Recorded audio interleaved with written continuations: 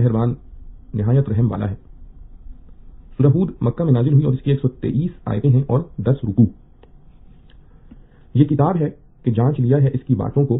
پھر کھولی گئی ہیں ایک حکمت والے خبردار کے پاس سے کہ عبادت نہ کرو مگر اللہ کی۔ میں تم کو اسی کی طرف سے ڈر اور خوشخبری سناتا ہوں، اور یہ کہ گناہ بخشواؤ اپنے رب سے، پھر رجوع کرو اس کی طرف کہ فائدہ پہنچائے تم کو اچھا فائدہ، ایک وقت مقدر تک، اور دیوے ہر زیادتی والے کو زیادتی اپنی۔ اور اگر تم پھر جاؤ گے تو میں ڈرتا ہوں تم پر ایک بڑے دن کے عذاب سے۔ اللہ کی طرف ہے تم کو لوٹ کر جانا، اور وہ ہر چیز پر قادر ہے۔ سنتا ہے وہ دوہرے کرتے ہیں اپنے سینے تاکہ چھپائیں اس سے،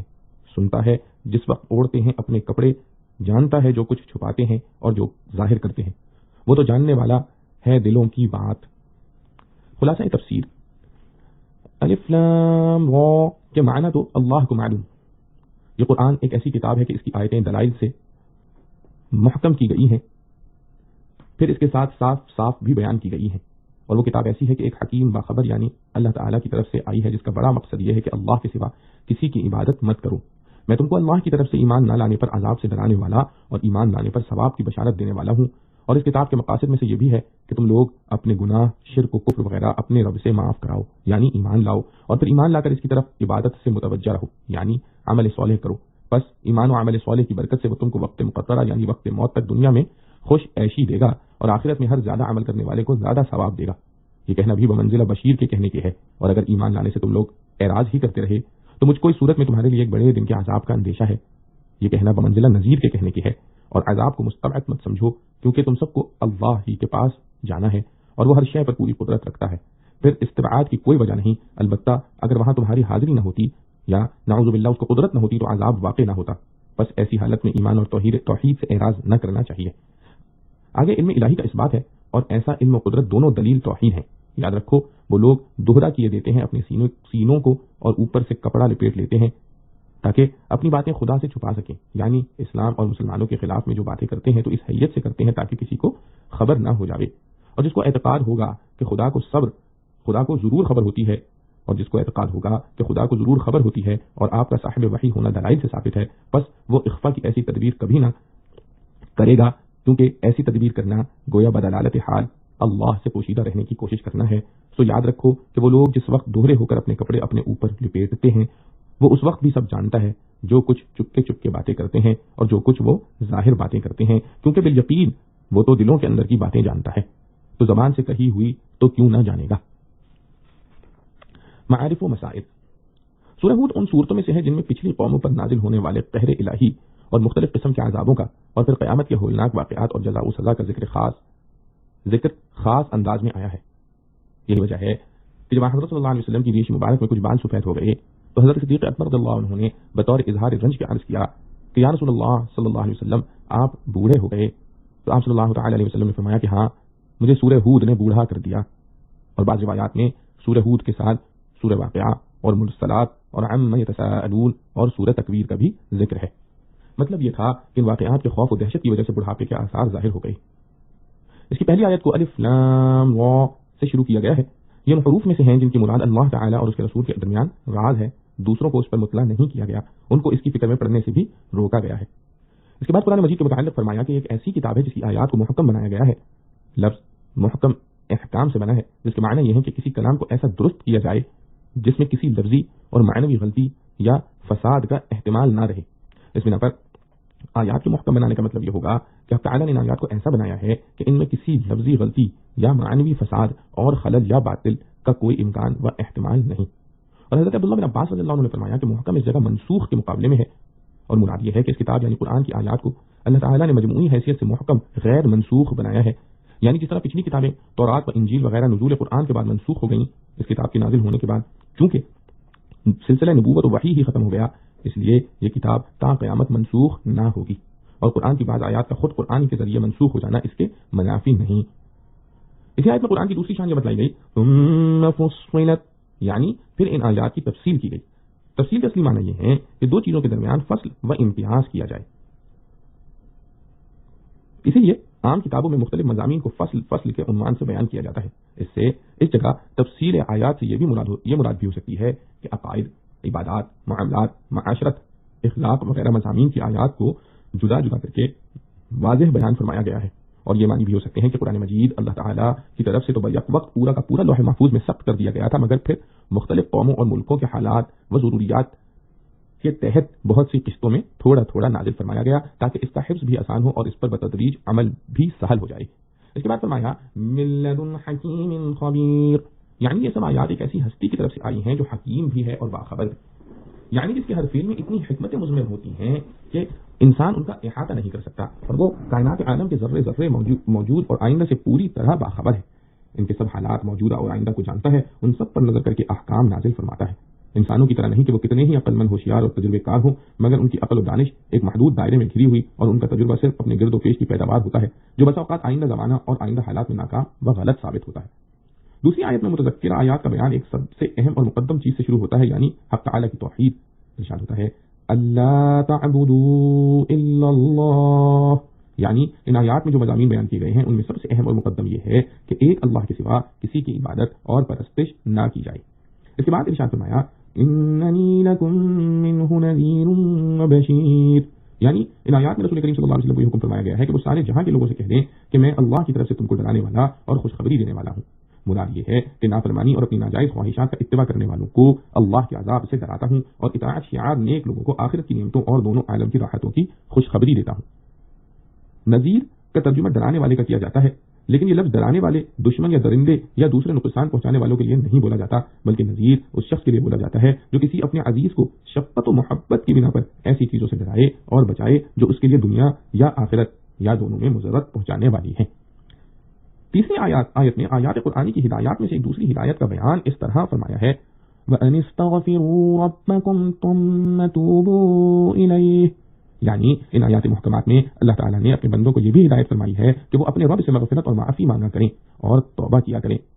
مغفرت کا تعلق پچھلے گناہوں سے ہے اور توبہ کا تعلق آئندہ ان کے پاس نہ جانے کے عہد سے ہے، اور در حقیقت صحیح توبہ یہی ہے کہ پچھلے گناہوں پر نادم ہو کر اللہ تعالیٰ سے ان کی معافی طلب کرے اور آئندہ ان کے نہ کرنے کا پختہ عزم و ارادہ کرے۔ اس لیے بعض بزرگوں نے فرمایا ہے کہ آئندہ کو گناہ سے بچنے کا پختہ عزم اور اہتمام کیے بغیر محض زبان سے استغفار کرنا کذابین یعنی جھوٹے لوگوں کی توبہ ہے۔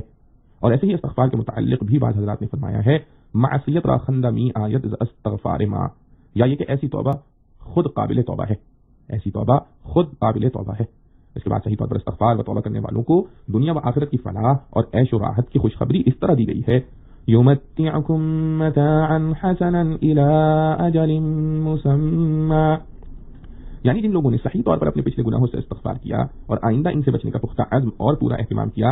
تو صرف یہی نہیں کہ ان کی خطا بخشی دی جائے گی بلکہ ان کو اچھی زندگی عطا کی جائے گی، اور ظاہر یہ ہے کہ یہ زندگی عام ہے، دنیا کی زندگی اور آخرت کی دائمی زندگی دونوں کو شامل ہے۔ جیسے ایک دوسری آیت میں ایسے ہی لوگوں کے بارے میں ارشاد ہوا ہے لَنُحْيِيَنَّهُ حَيَاةً طَيِّبَةً، یعنی ہم ضرور ان کو پاکیزہ زندگی عطا کریں گے۔ اس آیت کے متعلق بھی جمہور مفسرین کی تحقیق یہی ہے کہ دنیا و آخرت کی دونوں زندگیاں اس میں شامل ہیں۔ سورہ نوح میں اس کی تصریح اس طرح آ گئی ہے کہ استغفار کرنے والوں کے متعلق یہ فرمایا ہے يُرْسِلِ السَّمَاءَ عَلَيْكُمْ مِدْرَارًا وَيُمْدِدْكُمْ بِأَمْوَالٍ وَبَنِينَ وَيَجْعَلْ لَكُمْ جَنَّاتٍ وَيَجْعَلْ لَكُمْ أَنْهَارًا،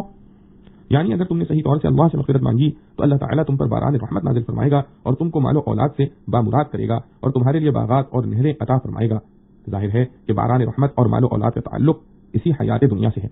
اسی لیے آیت مذکور میں متاع حسن کی تفسیر بھی اکثر مفسرین نے یہ کی ہے کہ استغفار و توبہ کے نتیجے میں اللہ تعالیٰ تم کو رزق کی وسعت اور عیش کی سہولتیں عطا فرمائے گا اور آفتوں اور عذابوں سے تمہاری حفاظت کرے گا۔ مفسرین نے اسی لیے آیت مذکور میں متاع حسن کی تفسیر بھی اکثر مفسرین نے یہ کی ہے کہ استغفار و توبہ کے نتیجے میں اللہ تعالیٰ تم کو رزق کی وسعت اور عیش کی سہولتیں عطا فرمائے گا اور آفتوں اور عذابوں سے تمہاری حفاظت کرے گا۔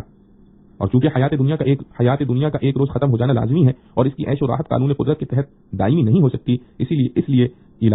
اجل مسمی فرما کر ہدایت کر دی کہ دنیا میں پاکیزہ زندگی اور عیش کی سہولتیں ایک خاص میعاد یعنی موت تک حاصل رہیں گی۔ آخرکار موت ان سب چیزوں کا خاتمہ کر دے گی، مگر اس موت کے فوراً بعد ہی دوسرے عالم کی زندگی شروع ہو جائے گی اور اس میں بھی توبہ و استغفار کرنے والوں کے لیے دائمی راحتیں میسر ہوں گی۔ اور حضرت سہل بن عبداللہ نے فرمایا کہ متاع حسن سے مراد یہ ہے کہ انسان کی توجہ مخلوق سے ہٹ کر خالق پر جم جائے، اور بعض بزرگوں نے فرمایا کہ متاع حسن یہ ہے کہ انسان موجود پر قناعت کرے، مفقود کے غم میں نہ پڑے، یعنی دنیا میں جس قدر میسر ہو اس پر مطمئن ہو جائے، جو حاصل نہیں اس کے غم میں نہ پڑے۔ دوسری خوشخبری توبہ و استغفار کرنے والوں کو یہ دی گئی کہ وَيُؤْتِ كُلَّ ذِي فَضْلٍ فَضْلَهُ، اس میں پہلے فضل سے مراد انسان کا عمل صالح اور دوسرے فضل سے فضل خدا بندی یعنی جنت ہے۔ مطلب یہ ہے کہ ہر نیک عمل والے کو اللہ تعالیٰ اپنا فضل یعنی جنت عطا فرمائیں گے۔ پہلے جملے میں دنیا و آخرت دونوں میں متاع حسن یعنی اچھی زندگی کا وعدہ فرمایا ہے، اور دوسرے جملے میں جنت کی لازوال نعمتوں کا۔ آخر آیت میں ارشاد فرمایا فَإِن تَوَلَّوْا فَإِنِّي أَخَافُ عَلَيْكُمْ عَذَابَ يَوْمٍ كَبِيرٍ، یعنی اگر اس نصیحت و خیر خواہی سے منہ موڑا اور پچھلے گناہوں کے عذاب میں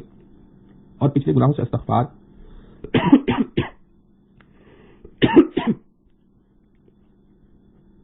یعنی اگر اس نصیحت و خیر خواہی سے منہ موڑا اور پچھلے گناہوں سے استغفار اور آئندہ ان سے بچنے کا اہتمام نہ کیا تو یہ اندیشہ قوی ہے کہ تم ایک بڑے دن کے عذاب میں گرفتار ہو جاؤ گے۔ بڑے دن سے مراد قیامت کا دن ہے، کیونکہ وہ اپنی وسعت کے اعتبار سے بھی 1000 سال کا دن ہوگا،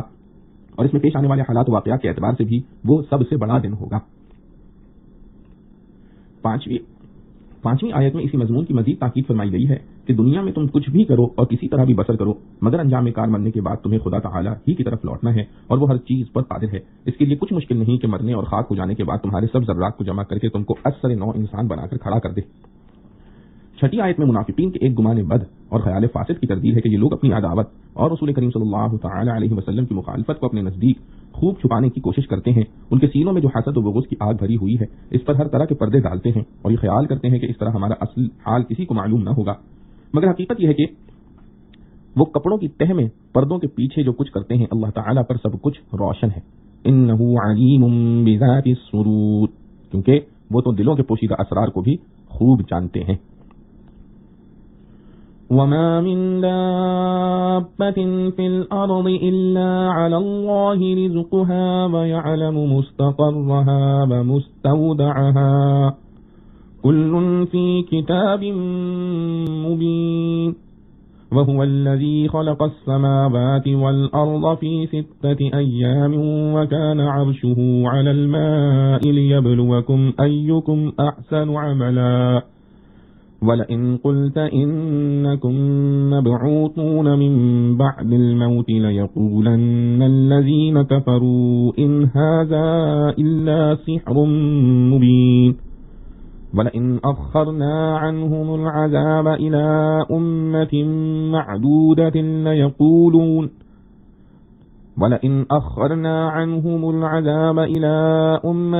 مَّعْدُودَةٍ لَيَقُولُنَّ مَا يَحْبِسُهُ ألا يوم يأتيهم ليس مصروفا عنهم وحاق بهم ما كانوا به يستهزئون، اور کوئی نہیں چلنے والا زمین پر مگر اللہ پر ہے اس کی روزی، اور جانتا ہے جہاں وہ ٹھہرتا ہے اور جہاں سونپا جاتا ہے۔ سب کچھ موجود ہے کھلی کتاب میں، اور وہی ہے جس نے بنائے آسمان اور زمین 6 دن میں، اور تھا اس کا تخت پانی پر تاکہ آزمائے تم کو کہ کون تم میں اچھا کرتا ہے کام۔ اور اگر تو کہے کہ تم اٹھو گے مرنے کے بعد تو البتہ کافر کہنے لگیں یہ کچھ نہیں مگر جادو ہے کھلا ہوا، اور اگر ہم روکے رکھیں ان سے عذاب کو ایک مدت معلوم تک تو کہنے لگیں کس چیز نے روک دیا عذاب کو، سنتا ہے جس دن آئے گا ان پر نہ پھیرا جائے گا ان سے، اور گھیر لے گی ان کو وہ چیز جس پر ٹھٹھے کیا کرتے تھے۔ خلاصہ تفسیر، اور کوئی رزق کھانے والا جاندار روئے زمین پر چلنے والا ایسا نہیں کہ اس کی روزی اللہ کے ذمے نہ ہو، اور رزق رسانی کے لیے علم کی ضرورت ہوتی ہے، سو وہ ہر ایک کی زیادہ رہنے کی جگہ کو اور چند روز رہنے کی جگہ کو جانتا ہے، اور ہر ایک کو وہاں ہی رزق پہنچاتا ہے، اور وہ سب چیزیں علم الہی میں تو ہیں ہی، مگر اس کے ساتھ ہی سب چیزیں کتاب مبین یعنی لوح محفوظ میں بھی منضبط و مندرج ہیں۔ غز واقعات ہر طرح محفوظ ہیں۔ آگے تخلیق کا مع اس کی بعد حکمتوں کے بیان ہے جس سے قیامت میں دوبارہ زندہ ہونے کی بھی تائید ہوتی ہے، کیونکہ ابتدائی تخلیق دلیل ہے اس پر کہ وہ دوبارہ بھی پیدا کر سکتا ہے، اور وہ اللہ ایسا ہے کہ سب آسمان اور زمین کو 6 دن کی مقدار میں پیدا کیا۔ اس وقت اس کا عرش پانی پر تھا، تو یہ دونوں چیزیں پہلے سے پیدا ہو چکی تھیں، اور یہ پیدا کرنا اس لیے ہے تاکہ تم کو آزماوے کہ دیکھیں تم میں اچھا عمل کرنے والا کون ہے۔ مطلب یہ ہے کہ زمین و آسمان کو پیدا کیا، تمہارے حوائج و منافع اس میں پیدا کیے تاکہ تم ان کو دیکھ کر توحید پر استدلال کرو اور ان سے منتفع ہو کر منعم کا شکر اور خدمت کے عبارت ہے عمل صالح سے بجا لاؤ۔ سو بعض نے ایسا کیا، بعض نے نہ کیا، اور آپ لوگوں سے کہتے ہیں، اور اگر آپ لوگوں سے کہتے ہیں کہ یقیناً تم لوگ مرنے کے بعد قیامت کے روز دوبارہ زندہ کیے جاؤ گے، تو ان میں جو لوگ کافر ہیں وہ قرآن کی نسبت کہتے ہیں کہ یہ تو نرا صاف جادو ہے۔ جادو اس لیے کہتے ہیں کہ وہ باطل ہوتا ہے مگر مؤثر۔ اسی طرح قرآن کو نعوذ باللہ باطل سمجھتے ہیں، لیکن اس کے مضامین کا مؤثر ہونا بھی مشاہدہ کرتے تھے۔ اس مجموعے پر یہ حکم کیا نعوذ باللہ من. مقصود اس سے آخرت کا انکار تھا. آگے ان کے منشاء انکار کا جواب ارشاد ہے، اور اگر تھوڑے دنوں تک مراد دنیاوی زندگی ہے، ہم ان سے عذاب موعود کو ملتوی رکھتے ہیں کہ اس میں حکمتیں ہیں، تو بطور انکار و استہزاء کے کہنے لگتے ہیں کہ جب ہم تمہارے نزدیک مستحق عذاب ہیں تو اس عذاب کو کون چیز روک رہی ہے؟ یعنی اگر عذاب کوئی چیز ہوتی تو اب تک ہو چکتا، جب نہیں ہوا تو معلوم ہوا کہ کچھ بھی نہیں. اب تعالی جل شانہ جواب دیتے ہیں کہ یاد رکھو، جس دن وقت موعود پر وہ عذاب ان پر آ پڑے گا تو پھر کسی کے ٹالے نہ کرے گا، اور جس عذاب کے ساتھ یہ استہزاء کر رہے تھے وہ ان کو آ گھیرے گا. مطلب یہ کہ باوجود استحقاق کے یہ تاخیر اس لیے ہے کہ بعض حکمتوں سے اس کا وقت معین ہے، پھر اس وقت ساری کسر نکل جاوے گی. معارف و مسائل. پچھلی آیت میں تعالی جل شانہ کے علم محیط کا ذکر تھا، جس سے کائنات کا کوئی ذرہ اور دلوں کے چھپے ہوئے راز بھی مخفی نہیں. آیات مذکورہ میں سے پہلی آیت میں اس کی مناسبت سے انسان پر ایک عظیم الشان احسان کا ذکر کیا گیا ہے، وہ یہ کہ اس کے رزق کی کفالت حق تعالی نے خود اپنے ذمے لے لی ہے، اور نہ صرف انسان کی بلکہ زمین پر چلنے والے ہر جاندار کی. وہ جہاں کہیں رہتا ہے یا چلا جاتا ہے اس کی روزی اس کے پاس پہنچتی ہے. تو کفار کے یہ ارادے کہ اپنے کسی کام کو اللہ تعالی سے چھپا لیں، جہالت اور بے وقوفی کے سوا کچھ نہیں. پھر اس کے عموم میں جنگل کے تمام درندے اور پرندے اور حشرات الارض، دریا اور خشکی کے تمام جانور داخل ہیں. اس عموم کی تاکید کے لیے لفظ من کا اضافہ کر کے وما من دابۃ فرمایا ہے. دابہ ہر اس جانور کو کہتے ہیں جو زمین پر چلے. پرندے جانور بھی اس میں داخل ہیں کیونکہ ان کا آشیانہ بھی کہیں زمین ہی پر ہوتا ہے. دریائی جانوروں کا بھی تعلق زمین سے ہونا کچھ مخفی نہیں. ان سب جانداروں کی رزق کی ذمہ داری تعالی جل شانہ نے اپنے ذمے لے کر ایسے الفاظ سے اس کو بیان کیا ہے جیسے کوئی فریضہ کسی کے ذمے ہو. ارشاد فرمایا علی اللہ رزقها، یعنی اللہ کے ذمے ہے اس کا رزق. یہ ظاہر ہے کہ یہ ذمہ داری تعالی جل شانہ پر ڈالنے والی کوئی اور طاقت نہیں بجز اس کے کہ اسی نے اپنے فضل سے یہ وعدہ فرما لیا. مگر وعدہ ایک صادق کریم کا ہے جس میں خلاف ورزی کا کوئی امکان نہیں. اسی یقین کو ظاہر کرنے کے لیے اس جگہ لفظ علی لایا گیا ہے جو فرائض کے بیان کے لیے استعمال ہوتا ہے. حالانکہ اللہ تعالی نہ کسی حکم کا پابند ہے نہ اس کے ذمہ کوئی چیز فرض یا واجب ہے. رزق لغت میں اس چیز کو کہا جاتا ہے جس سے جاندار اپنی غذا حاصل کرے اور جس چیز کے ذریعے اس کی روح کی بقا اور جسم میں نما یعنی فربہی اور بڑھوتری ہوتی ہے. رزق کے لیے یہ ضروری نہیں کہ جس کا رزق ہے وہ اس کا مالک بھی ہو، کیونکہ تمام جانوروں کو رزق دیا جاتا ہے مگر وہ اس کے مالک نہیں ہوتے، ان میں مالکیت کی صلاحیت ہی نہیں. اسی طرح چھوٹے بچے اپنے رزق کے مالک نہیں ہوتے مگر رزق ان کو ملتا ہے. رزق کے اس عام معنی کے اعتبار سے علماء نے فرمایا کہ رزق حلال بھی ہو سکتا ہے، حرام بھی، کیونکہ جو شخص کسی دوسرے کا مال ناجائز طور پر لے کر کھا لے تو یہ مال غذا تو اس شخص کی بن گیا مگر حرام طور پر بنا. اگر یہ اپنی حرص میں اندھا ہو کر ناجائز طریقے استعمال نہ کرتا تو جو رزق اس کے لیے مقرر تھا وہ جائز طور پر اس کو ملتا. رزق کی خدائی ذمہ داری پر ایک سوال اور جواب. یہاں ایک سوال یہ پیدا ہوتا ہے کہ جب ہر جاندار کا رزق اللہ تعالی نے اپنے ذمے لے لیا ہے تو پھر ایسے واقعات کیوں پیش آتے ہیں کہ بہت سے جانور اور انسان غذا نہ ملنے کے سبب بھوکے پیاسے مر جاتے ہیں؟ اس کے جواب علماء نے متعدد لکھے ہیں. ایک جواب یہ بھی ہو سکتا ہے کہ رزق کی ذمہ داری اسی وقت تک ہے جب تک اس کی اجل مقدر یعنی عمر پوری نہیں ہو جاتی. جب یہ عمر پوری ہو گئی تو اس کو بہرحال مرنا ہے اور اس جہاں سے گزرنا ہے جس کا عام سبب امراض ہوتے ہیں. کبھی جلنا یا غرق ہونا یا چوٹ اور زخم بھی سبب ہوتا ہے. اسی طرح ایک سبب یہ بھی ہو سکتا ہے کہ اس کا رزق بند کر دیا گیا، اس سے موت واقع ہوئی. امام قرطبی رحمۃ اللہ علیہ نے اس آیت کے تحت ابو موسیٰ اور ابو مالک وغیرہ قبیلہ اشعریین کا ایک واقعہ ذکر کیا ہے کہ یہ لوگ ہجرت کر کے مدینہ طیبہ پہنچے تو کچھ توشہ اور کھانے پینے کا سامان ان کے پاس تھا وہ ختم ہو گیا. انہوں نے اپنے ایک آدمی حضرت صلی اللہ علیہ وسلم کی خدمت اقدس میں اس غرض کے لیے بھیجا کہ ان کے کھانے وغیرہ کا کچھ انتظام فرما دیں. یہ شخص جب رسول کریم صلی اللہ علیہ وسلم کے دروازے پر پہنچا تو اندر سے آواز آئی کہ رسول کریم صلی اللہ علیہ وسلم یہ آیت پڑھ رہے ہیں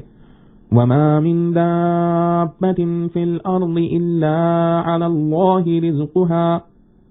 اس شخص کو یہ آیت سن کر خیال آیا کہ جب اللہ نے سب جانداروں کا رزق اپنے ذمے لے لیا ہے تو پھر ہم اشعری بھی اللہ کے نزدیک دوسرے جانوروں سے گئے گزرے نہیں، وہ ضرور ہمیں بھی رزق دیں گے. یہ خیال کر کے وہیں سے واپس ہو گیا. حضرت صلی اللہ علیہ وسلم کو اپنا کچھ حال نہیں بتایا. واپس جا کر اپنے ساتھیوں سے کہا کہ خوش ہو جاؤ، تمہارے لیے اللہ تعالیٰ کی مدد آ رہی ہے. اس کے اشعری ساتھیوں نے اس کا یہ مطلب سمجھا کہ ان کے قاصد نے حسب قرارداد رسول کریم صلی اللہ علیہ وسلم سے اپنی حاجت کا ذکر کیا ہے اور آپ نے انتظام کرنے کا وعدہ فرما لیا ہے. وہ یہ سمجھ کر مطمئن بیٹھ گئے. وہ ابھی بیٹھے ہی تھے کہ دیکھا کہ دو آدمی ایک قصعہ گوشت اور روٹیوں سے بھرا ہوا اٹھائے لا رہے ہیں. قصعہ ایک بڑا برتن ہوتا ہے جیسے تشلا یا سینی. لانے والوں نے یہ کھانا اشعریین کو دے دیا. انہوں نے خوب شکم سیر ہو کر کھایا. پھر بھی بچ رہا تو ان لوگوں نے یہ مناسب سمجھا کہ باقی کھانا حضرت صلی اللہ علیہ وسلم کے پاس بھیج دیں تاکہ اس کو آپ اپنی ضرورت میں صرف فرما دیں. اپنے دو آدمیوں کو یہ کھانا دے کر حضرت صلی اللہ تعالی علیہ وسلم کے پاس بھیج دیا. اس کے بعد یہ سب حضرات حضرت صلی اللہ علیہ وسلم کی خدمت میں حاضر ہوئے اور عرض کیا کہ یا رسول اللہ صلی اللہ علیہ وسلم، آپ کا بھیجا ہوا کھانا بہت زیادہ اور بہت نفیس و لذیذ تھا. آپ صلی اللہ علیہ وسلم نے فرمایا کہ میں نے تو کوئی کھانا نہیں بھیجا. تب انہوں نے پورا واقعہ عرض کیا کہ ہم نے اپنے فنا آدمی کو آپ کے پاس بھیجا تھا صلی اللہ علیہ وسلم. اس نے یہ جواب دیا جس سے ہم نے سمجھا کہ آپ نے کھانا بھیجا ہے. یہ سن کر حضرت صلی اللہ علیہ وسلم نے فرمایا کہ یہ میں نے نہیں بلکہ اس ذات قدوس نے بھیجا ہے جس نے ہر جاندار کا رزق اپنے ذمہ لیا ہے. بعض روایات میں ہے کہ جس وقت حضرت موسیٰ علیہ السلام آگ کی تلاش میں کوہ طور پر پہنچے اور وہاں آگ کے بجائے تجلیات الہی سامنے آئیں اور ان کو نبوت اور رسالت عطا ہو کر فرعون اور اس کی قوم کی ہدایت کے لیے مصر جانے کا حکم ملا، تو خیال آیا کہ میں اپنی زوجہ کو جنگل میں تنہا چھوڑ کر آیا ہوں، اس کا کون متکفل ہوگا؟ اس خیال کی اصلاح کے لیے تعالیٰ جل شانہ نے موسیٰ علیہ السلام کو حکم دیا کہ سامنے پڑی ہوئی پتھر کی چٹان پر لکڑی ماریں۔ انہوں نے تعمیل حکم کی تو یہ چٹان پھٹ کر اس کے اندر سے ایک دوسرا پتھر برآمد ہوا، حکم ہوا اس پر بھی لکڑی ماریں۔ ایسا کیا تو وہ پتھر پھٹا اور اندر سے تیسرا پتھر برآمد ہوا، اس پر بھی لکڑی مارنے کا حکم ہوا تو یہ شق ہوا اور اندر سے ایک جانور برآمد ہوا جس کے منہ میں ہرا پتا تھا۔ حق تعالیٰ جل شانہ کی قدرت کاملہ کا یقین تو موسیٰ علیہ السلام کو پہلے بھی تھا، مگر مشاہدے کا اثر کچھ اور ہی ہوتا ہے۔ یہ دیکھ کر حضرت موسیٰ علیہ السلام وہیں سے سیدھے مصر کو روانہ ہو گئے، زوجہ محترمہ کو یہ بتلانے بھی نہ گئے کہ مجھے مصر جانے کا حکم ہوا ہے، وہاں جا رہا ہوں۔ ساری مخلوق کو رزق رسانی کا عجیب و غریب نظام قدرت۔ اس آیت میں تعالیٰ جل شانہ نے صرف اس پر اکتفا نہیں فرمایا کہ ہر جاندار کا رزق اپنے ذمے لے لیا، بلکہ انسان کے مزید اطمینان کے لیے فرمایا وَيَعْلَمُ مُسْتَقَرَّهَا وَمُسْتَوْدَعَهَا۔ اس آیت میں مستقر اور مستودع کی مختلف تفسیریں منقول ہیں، مگر لغت کے اعتبار سے وہ اقرب ہے جس کو کشاف نے اختیار کیا ہے کہ مستقر اس جگہ کو کہا جاتا ہے جہاں کوئی شخص مستقل طور پر جائے، قیام یا وطن بنا لے، اور مستودع اس جگہ کو جہاں عارضی طور پر کسی ضرورت کے لیے ٹھہرے۔ مطلب یہ ہوا کہ اللہ تعالیٰ جل شانہ کی ذمہ داری کو دنیا کے لوگوں اور حکومتوں کی ذمہ داری پر قیاس نہ کرو۔ دنیا میں اگر کوئی شخص یا کوئی ادارہ آپ کے رزق کی ذمہ داری لے لے تو اتنا کام بہرحال آپ کو کرنا پڑے گا کہ اگر اپنی مقررہ جگہ کو چھوڑ کر کسی دوسری جگہ جانا ہو تو اس فرد یا ادارے کو اطلاع دیں کہ میں فلاں تاریخ سے فلاں تک فلاں شہر یا گاؤں میں رہوں گا، رزق کے وہاں پہنچانے کا انتظام کیا جائے۔ مگر حق تعالیٰ کی ذمہ داری میں آپ پر اس کا بھی کوئی بار نہیں، کیونکہ وہ آپ کی ہر نقل و حرکت سے باخبر ہے، آپ کے مستقبل جائے قیام کو بھی آپ کے مستقل جائے قیام کو بھی جانتا ہے اور عارضی اقامت کی جگہ سے بھی واقف، بغیر کسی درخواست اور نشاندہی کے آپ کا راشن وہاں منتقل کر دیا جاتا ہے۔ اللہ تعالیٰ کے علم محیط اور قدرت مطلقہ کے پیش نظر صرف اس کا ارادہ فرما لینا تمام کاموں کے سر انجام ہونے کے لیے کافی تھا، کسی کتاب یا رجسٹر میں لکھنے لکھانے کی کوئی ضرورت نہ تھی۔ مگر مسکین انسان جس نظام کا خوگر ہوتا ہے اس کو اس نظام پر قیاس کر کے بھول چوک کا کھٹکا ہو سکتا ہے، اس لیے اس کے مزید اطمینان کے لیے فرمایا کل فی کتاب مبین، یعنی یہ سب کچھ ایک واضح کتاب میں لکھا ہوا ہے۔ اس واضح کتاب سے مراد لوح محفوظ ہے جس میں تمام کائنات کی روزی، عمر، عمل وغیرہ کی پوری تفصیلات لکھی ہوئی ہیں جو حسب موقع و ضرورت متعلقہ فرشتوں کے سپرد کر دی جاتی ہیں۔ صحیح مسلم میں روایت حضرت عبداللہ بن عمر رضی اللہ عنہ نقل کیا ہے کہ رسول اللہ صلی اللہ علیہ وسلم نے فرمایا کہ اللہ تعالیٰ نے تمام مخلوقات کی تقدیریں آسمان اور زمین کی پیدائش سے بھی 50,000 سال پہلے لکھ دی تھیں۔ اور بخاری و مسلم میں حضرت عبداللہ بن مسعود رضی اللہ عنہ کی روایت ہے کہ نبی کریم صلی اللہ علیہ وسلم نے ایک طویل حدیث میں فرمایا جس کا خلاصہ یہ ہے کہ انسان اپنی پیدائش سے پہلے مختلف دور سے گزرتا ہے۔ جب اس کے اعضاء کی تکمیل ہو جاتی ہے تو اللہ تعالیٰ ایک فرشتے کو حکم کرتے ہیں جو اس کے متعلق 4 چیزیں لکھ لیتا ہے۔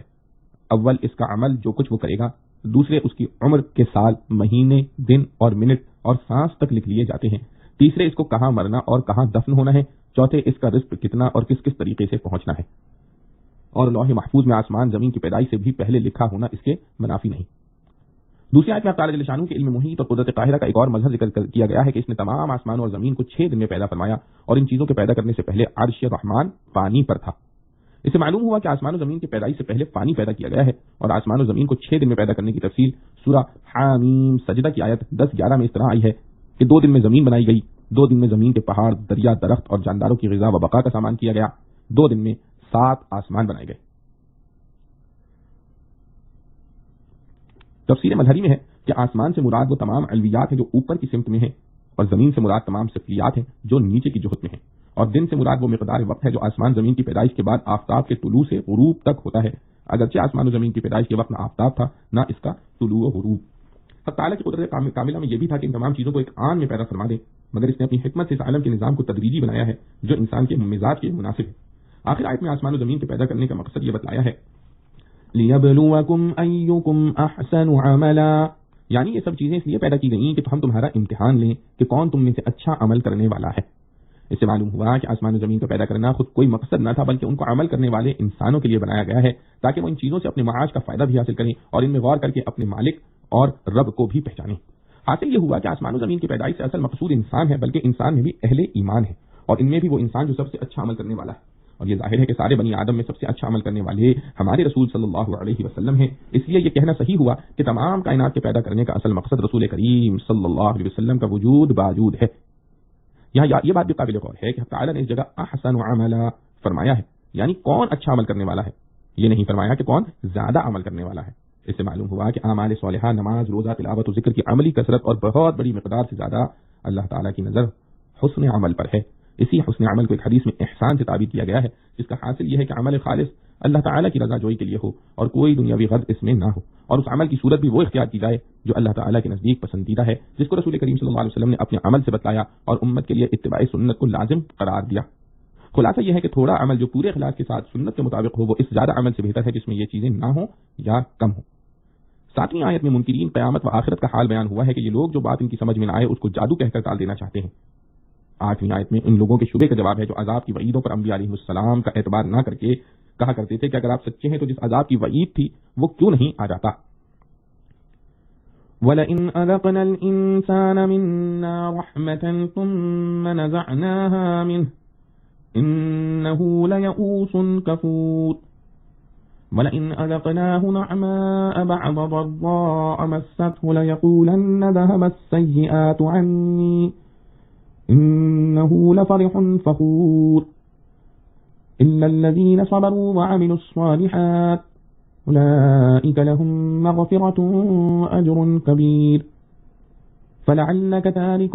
بعض ما يوحى إليك وضائق به صدرك أن يقولوا لولا أنزل عليه كنز أو جاء معه ملك إنما أنت نذير والله على كل شيء وكيل أم يقولون افتراه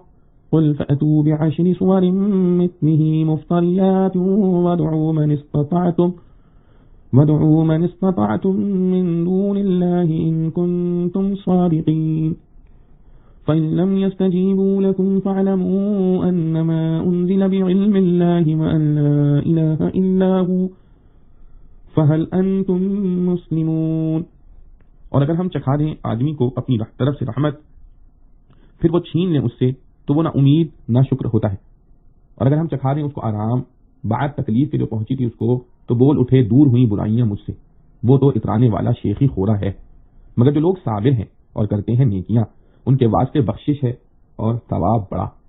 سو کہیں تو چھوڑ بیٹھے گا کچھ چیز اس میں سے جو وہی آئی تیری طرف اور تنگ ہوگا اس سے تیرا جی اس بات پر کہ وہ کہتے ہیں کیوں نہ اترا اس پر خزانہ یا کیوں نہ آیا اس کے ساتھ فرشتہ، تو ڈرانے والا ہے اور اللہ ہے ہر چیز کا ذمہ دار۔ کیا کہتے ہیں کہ بنا لایا ہے تو قرآن کو، کہہ دے تم بھی لے آؤ ایک، یا تم بھی لے آؤ ایک 10 صورتیں ایسی بنا کر اور بلا لو جس کو بلا سکو اللہ کے سوا اگر ہو تم سچے۔ پھر اگر نہ پورا کریں تمہارا کہنا تو جان لو کہ قرآن تو اترا ہے اللہ کی وحی سے، اور یہ کہہ کہ کوئی حاکم نہیں اس کے سوا، پھر اب تم حکم مانتے ہو۔ خلاصہ تفسیر، اور اگر ہم انسان کو اپنی مہربانی کا مزہ چکا کر اس سے چھین لیتے ہیں تو وہ نہ امید اور نہ شکرہ ہو جاتا ہے، اور اگر اس کو کسی تکلیف کے بعد جو کہ اس پر واقع ہوئی ہو کسی نعمت کا مزہ چکھا دیں تو ایسا اتراتا ہے کہ کہنے لگتا ہے کہ میرا سب دکھ درد رخصت ہوا اب کبھی نہ ہوگا، بس وہ اترانے لگتا ہے، شیخی بگاڑنے لگتا ہے۔ مگر جو لوگ مستقل مزاج ہیں اور نیک کام کرتے ہیں، مراد اس سے مومنین ہیں کہ ان میں کم و بیش یہ خصال ہوتی ہیں، تو وہ ایسے نہیں ہوتے بلکہ زوال نعمت کے وقت صبر سے کام لیتے ہیں اور عطائے نعمت کے وقت شکر و طاعت بجا لاتے ہیں، بس ایسے لوگوں کے لیے بڑی مغفرت اور بڑا اجر ہے۔ خلاصہ یہ ہے کہ بجز مومنین کے اکثر آدمی ایسے ہی ہیں کہ ذرا سی دیر میں نڈر ہو جاویں، ذرا سی دیر میں نا امید ہو جاویں، اس لیے یہ لوگ تاخیر عذاب کے سبب بے خوف اور منکر ہو گئے۔ یہ لوگ جو انکار و استہزاء سے پیش آتے ہیں تو شاید آپ تنگ ہو کر ان احکام میں سے جو کہ آپ کے پاس وحی کے ذریعے بھیجے جاتے ہیں بعض کو یعنی تبلیغ کو چھوڑ دینا چاہتے ہیں، یعنی کیا ایسا ممکن ہے کہ آپ تبلیغ ترک کر دیں؟ تو ظاہر ہے کہ ایسا ارادہ تو آپ کر نہیں سکتے، مگر تنگ ہونے سے کیا فائدہ؟ اور آپ کا دل اس بات سے تنگ ہوتا ہے کہ وہ کہتے ہیں کہ اگر یہ نبی ہے تو ان پر کوئی خزانہ کیوں نہیں نازل ہوا، یا ان کے ہمراہ کوئی فرشتہ جو ہم سے بھی بولتا چالتا کیوں نہیں آیا، یعنی ایسے معجزات کیوں نہیں دیے گئے؟ سو ایسی باتوں سے آپ تنگ نہ ہو جائیے، کیونکہ آپ تو ان کفار کے اعتبار سے صرف ڈرانے والے ہیں، یعنی پیغمبر ہیں جس کے لیے دراصل کسی بھی معجزے کی ضرورت نہیں، اور پورا اختیار رکھنے والا ہر شے پر تو صرف اللہ ہی ہے، آپ نہیں ہے۔ جب یہ بات ہے تو ان معجزات کا ظاہر کرنا آپ کے اختیار سے باہر ہے، پھر اس کی فکر اور اس کی فکر سے تنگی کیوں ہو؟ اور چونکہ پیغمبر کے لیے مطلق معجزے کی ضرورت ہے اور آپ کا بڑا معجزہ قرآن ہے، تو اس کو نہ ماننے کی کیا وجہ؟ کیا اس کی نسبت یوں کہتے ہیں کہ نعوذ باللہ آپ نے اس کو اپنی طرف سے خود بنا دیا ہے؟ آپ جواب میں فرما دیجئے کہ اگر یہ میرا بنایا ہوا ہے تو اچھا تم بھی اس جیسی 10 صورتیں جو تمہاری بنائی ہوئی ہوں لے آؤ، اور اپنی مدد کے لیے جن غیر اللہ کو بلا سکو بلا لو اگر تم سچے ہو۔ پھر یہ کفار اگر تم لوگوں کا یعنی پیغمبر صلی اللہ علیہ وسلم اور مومنین کا یہ کہنا کہ اس کی مثل بنا لاؤ نہ کر سکیں تو تم ان سے کہہ دو کہ اب تو یقین کر لو کہ یہ قرآن اللہ تعالیٰ ہی کے علم اور قدرت سے اترا ہے، اس میں اور کسی کے نہ علم کا دخل ہے اور نہ قدرت کا، اور یہ بھی یقین کر لو کہ اللہ تعالیٰ کے سوا کوئی اور معبود نہیں، کیونکہ معبود کی صفات میں کامل ہوتا ہے، پھر اگر اور کوئی ہوتا تو اس کو قدرت بھی پوری ہوتی اور اس قدرت سے وہ تم لوگوں کی مدد کرتا کہ تم اس کی مثل لے آتے، کیونکہ موقع تحقیق دین کا اس کو مقتضا تھا۔ یس اس کے مثل بنانے سے ان کے عاجز ہونے سے رسالت اور توحید دونوں ثابت ہو گئے۔ جب دونوں ثابت ہو گئے تو اب بھی مسلمان ہوتے ہو یا نہیں؟